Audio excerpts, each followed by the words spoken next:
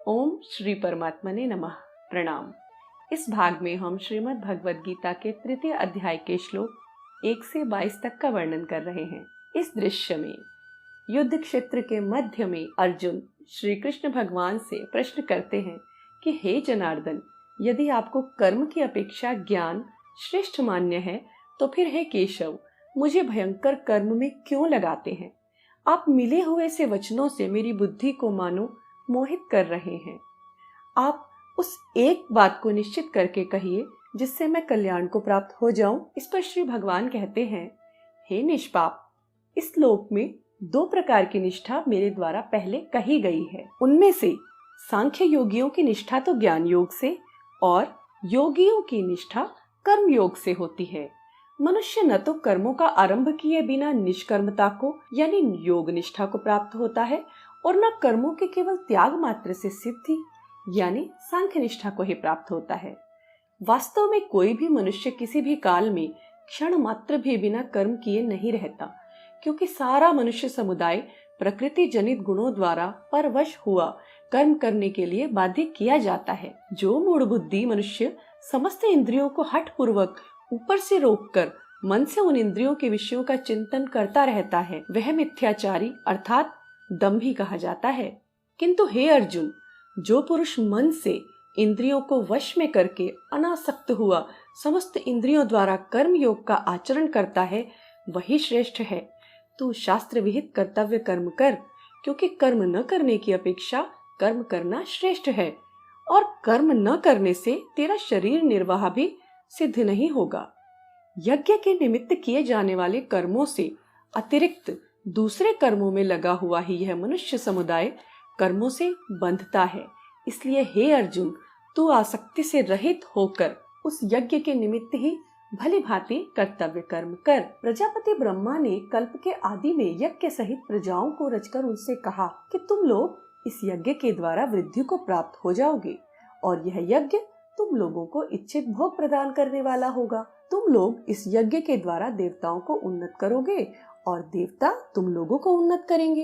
इस प्रकार निस्वार्थ भाव से एक दूसरे को उन्नत करते हुए तुम लोग परम कल्याण को प्राप्त हो जाओगे। यज्ञ के द्वारा बढ़ाए हुए देवता तुम लोगों को बिना मांगे ही इच्छित भोग निश्चय ही देते रहेंगे। इस प्रकार उन देवताओं के द्वारा दिए हुए भोगों को जो पुरुष उनको बिना दिए स्वयं भोगता है, वह चोर ही है। यज्ञ से बचे हुए अन्न को खाने वाले श्रेष्ठ पुरुष सब पापों से मुक्त हो जाते हैं और जो पापी लोग अपना शरीर पोषण करने के लिए ही अन्न पकाते हैं, वे तो पाप को ही खाते हैं। संपूर्ण प्राणी अन्न से उत्पन्न होते हैं। अन्न की उत्पत्ति वृष्टि से होती है, वृष्टि यज्ञ से होती है और यज्ञ विहित कर्मों से उत्पन्न होने वाला है। कर्म समुदाय को तू वेद से उत्पन्न और वेद को अविनाशी परमात्मा से उत्पन्न हुआ जान। इससे सिद्ध होता है कि सर्वव्यापी परम अक्षर परमात्मा सदा ही यज्ञ में प्रतिष्ठित है। हे पार्थ, जो पुरुष इस लोक में इस प्रकार परंपरा से प्रचलित सृष्टि चक्र के अनुकूल नहीं बरतता अर्थात अपने कर्तव्य का पालन नहीं करता, वह इंद्रियों के द्वारा भोगों में रमण करने वाला पापायु पुरुष व्यर्थ ही जीता है। परंतु जो मनुष्य आत्मा में ही रमण करने वाला और आत्मा में ही तृप्त और आत्मा में ही संतुष्ट हो, उसके लिए कोई कर्तव्य नहीं है। उस महापुरुष का इस विश्व में न तो कर्म करने से कोई प्रयोजन रहता है और न कर्मों के न करने से ही कोई प्रयोजन रहता है, तथा संपूर्ण प्राणियों में भी इसका किंचित मात्र भी स्वार्थ का संबंध नहीं रहता। इसलिए तो निरंतर आसक्ति से रहित होकर सदा कर्तव्य कर्म को भली भांति करता रहे, क्योंकि आसक्ति से रहित होकर कर्म करता हुआ मनुष्य परमात्मा को प्राप्त हो जाता है। जनक आदि ज्ञानी जन भी आसक्ति रहित कर्म द्वारा ही परम सिद्धि को प्राप्त हुए थे। इसलिए तथा लोक संग्रह को देखते हुए भी तू कर्म करने के ही योग्य है, अर्थात तुझे कर्म करना ही उचित है। श्रेष्ठ पुरुष जो जो आचरण करता है, अन्य पुरुष भी वैसा वैसा ही आचरण करते हैं। वह जो कुछ प्रमाण कर देता है, समस्त मनुष्य समुदाय उसी के अनुसार बरतने लग जाता है। हे अर्जुन, मुझे इन तीनों लोकों में न तो कुछ कर्तव्य है और न कोई भी प्राप्त करने योग्य वस्तु अप्राप्त है, तो भी मैं कर्म में ही बरतता हूँ।